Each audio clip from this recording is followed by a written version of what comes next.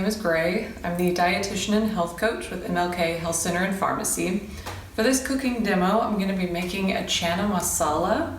So I got this recipe from the culinary medicine program that I help teach for medical students at the LSU Med School here in Shreveport. So we did this for our last class and found it to be absolutely delicious, so I decided to share it here. So there are a few reasons that I selected this, not just because it's tasty, but also it's full of really nutritious ingredients, things that they're whole foods, they're minimally processed, they're things that everybody should be including more of in their diet. So minimally processed canned foods, also fresh herbs, aromatics like onion, garlic, jalapeno, and spices. Another reason that I selected this recipe is that we have some nutrition powerhouses in here. So things like turmeric, ginger, garlic, they have a lot of anti-inflammatory and antioxidant properties, which is important to maintain our overall health. The final reason I chose this recipe is that a lot of us are spending more time at home right now because of the coronavirus lockdown. Because we have extra time, we may be looking to experiment a little more in the kitchen and try some new flavors, new recipes, branch out a little bit and take advantage, I guess, of some of that extra time. So this is a good way to do that, to try some of these new flavors. It's a good introduction to Indian food if you haven't tried some of those different flavor profiles. So it might be fun to try in the upcoming weeks. But we'll go ahead and get started, and I hope you enjoy. All right, everyone, so I have a few tips on prep. First things first, this recipe calls for a garam masala spice blend. So you can either buy that pre-made or you can make your own. So this is a tablespoon of cumin, a tablespoon of coriander, a teaspoon of turmeric, and a teaspoon of chili powder. So we'll just mix those together. That's gonna add a ton of flavor to the dish, so you don't have to rely so heavily on salt if you're trying to watch your salt intake. We're also going to have diced onion for this. If you're not familiar with how to dice up an onion, first thing you're gonna do is find kind of the hairy little nub there. You're gonna split the hairs, okay? So you have that in half. I usually lop off that other end, discard of all the papery bits, and then peel off that outer kind of papery layer. All right, and now at this point, what you'll do is come down, you want your fingers to be in a claw, you'll slice with that kind of root end right there, slice towards it, but not all the way through. You still want to leave it intact on this side. So you'll do this all the way across. Okay, and then you'll rotate that the other way and dice down the other direction. And that's gonna leave you with little tiny uniform bits of onion.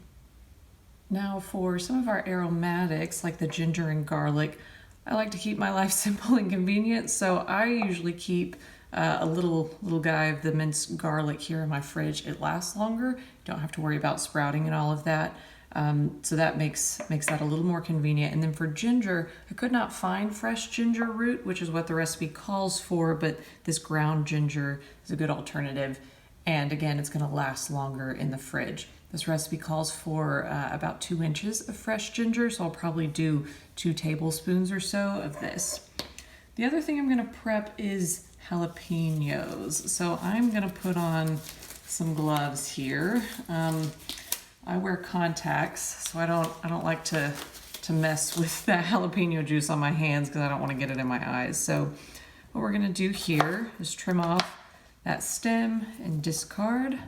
Gonna cut in half lengthwise, keeping your fingers out of the way.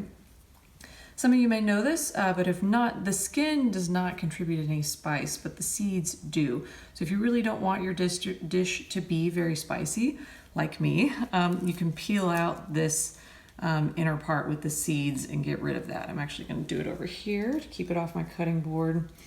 I may leave a few seeds so there's a little bit of heat, but like I said, I'm a bit of a wimp, so most of these I'm going to remove. So I pulled the leaves off of some fresh cilantro.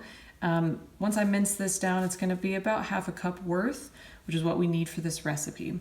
For the extra cilantro, do not put that in your vegetable drawer in your fridge because it's going to get gross and soggy and waterlogged very quickly. You'll be lucky if you get 2 or 3 days out of it. So a better alternative is to take those extra herbs, the stemmed herbs like parsley or cilantro, put that in a glass of water, fill it up a little bit so those stems are covered. You can make that last 5 to 7 days on the countertop, especially if you're replacing that water every other day or so. So from here, I'm actually just going to mince the jalapeno and the cilantro all together. So I'll just combine these two. And for our mincing, you take your opposite hand, put that on top of the knife, and then just work in a rocking motion like that. So you're going to be here a few minutes. You want to make sure that this is really well minced. If you think you're done chopping, you probably need to chop a little more. So we'll get this minced up real quick. Okay, so I have a couple teaspoons of oil melted in a pot here. From there, I'm going to add my onion.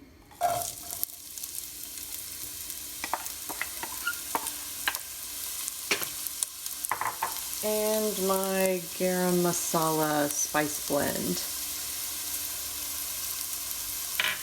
I'm going to stir this up. All those onions are really well coated with all those different spices.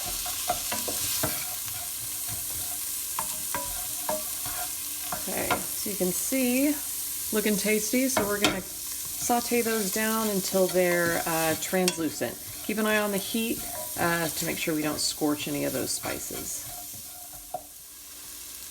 Our onions are soft, so now we're going to add our aromatic and herb blend, our jalapeno, cilantro, ginger, and garlic.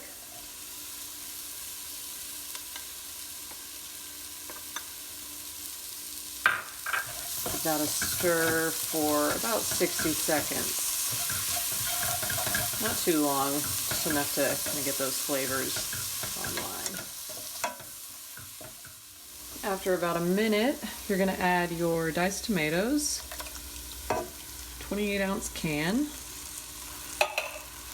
and chickpeas, 2 small cans of chickpeas.